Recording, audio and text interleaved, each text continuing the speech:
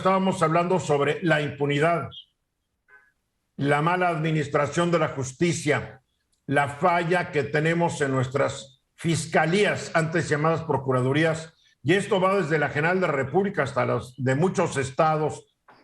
Estamos hablando de las fallas del Poder Judicial para el asunto de la impartición de justicia. No hay suficientes jueces, no hay suficientes personal en los juzgados, dentro de las fiscalías no hay suficientes ministerios públicos, los sueldos son no de austeridad, son de muertos de hambre, pero en fin, eso parece no importarle ni al Congreso de la Unión ni al Poder Ejecutivo cuando manda su propuesta de presupuesto de egresos de cada año, porque en vez de aumentarle, hasta les bajan los recursos.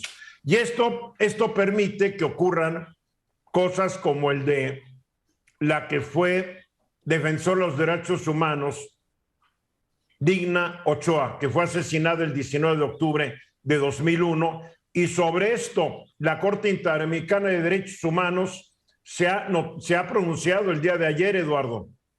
El día de ayer hizo la notificación de la resolución de una sentencia en que el Tribunal la Corte Interamericana de Derechos Humanos resolvió que se habían violado muchos derechos humanos del activista Digna Ochoa y Plácido, desde la investigación, desde la forma en que se le dio un trato con una disparidad de género, desde la forma en que los sistemas periciales actuaron, en fin, una cantidad de errores que la Corte Interamericana determina en el análisis. Y quiero recordar que en la carpeta de averiguación se determinó que no había delito de homicidio.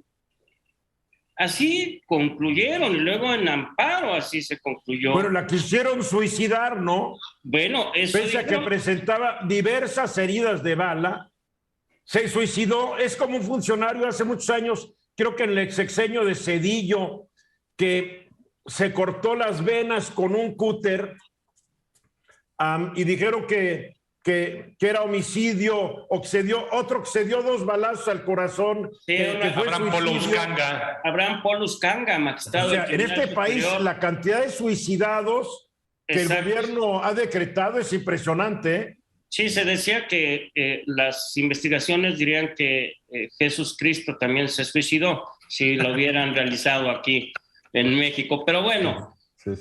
Lo interesante de esta resolución es la sentencia que se pronuncia y lo que se le ordena al Estado mexicano. O sea, el Estado mexicano, con relación a esta sentencia, se pide que se continúen las investigaciones, o sea, que se reabra el caso, que se dé tratamiento médico y psicológico a los familiares, que haya publicaciones en donde exista un acto público de reconocimiento del error del Estado mexicano. Quiero llegar al primer punto. Las investigaciones las van a hacer los mismos rufiancetes que hicieron la primera.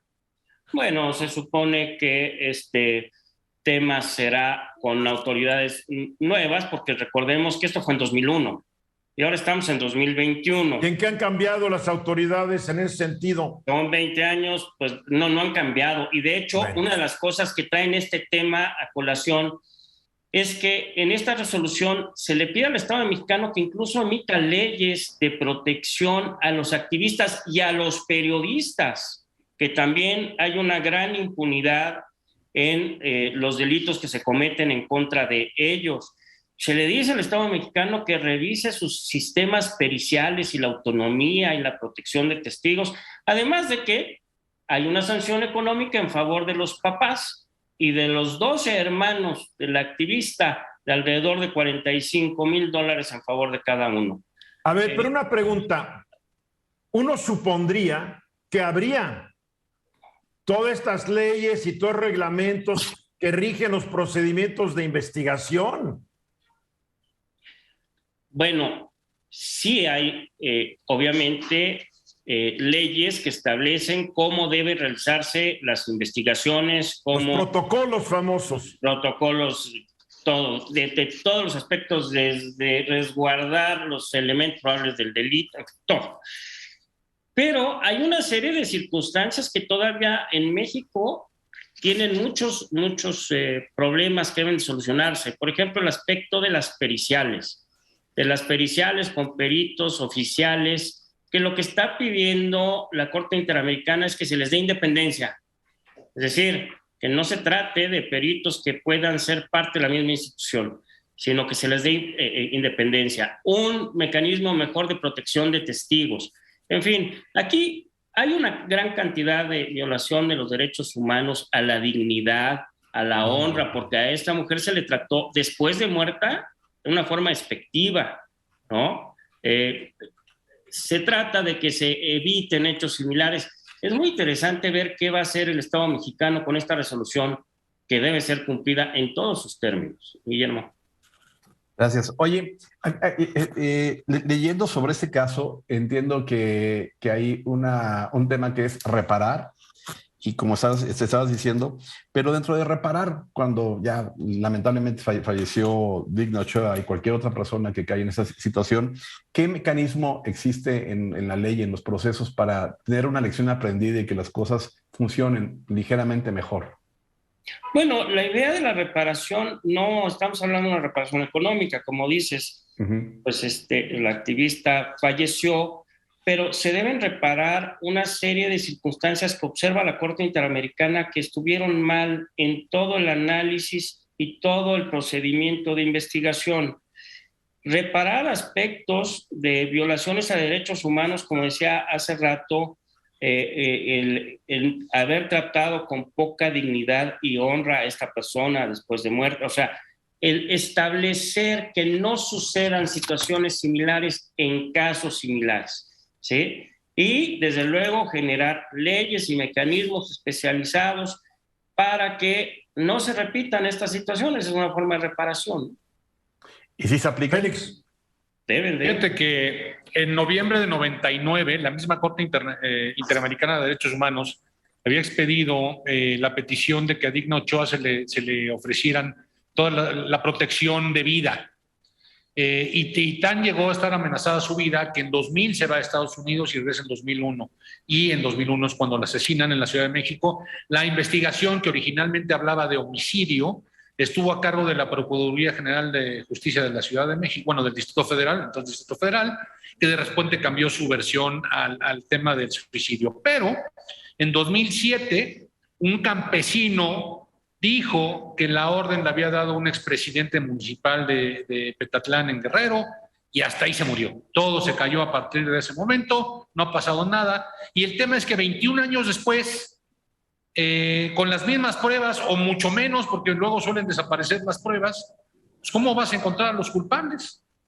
Bueno, el hecho es de que no solamente eso, se dice que también participaron no solamente autoridades locales, sino que participaron militares en el asesinato de ella. No hay que olvidar que el Procurador General de Justicia del Distrito Federal en aquella época era ni menos ni más que el santurrón de Bernardo Batis.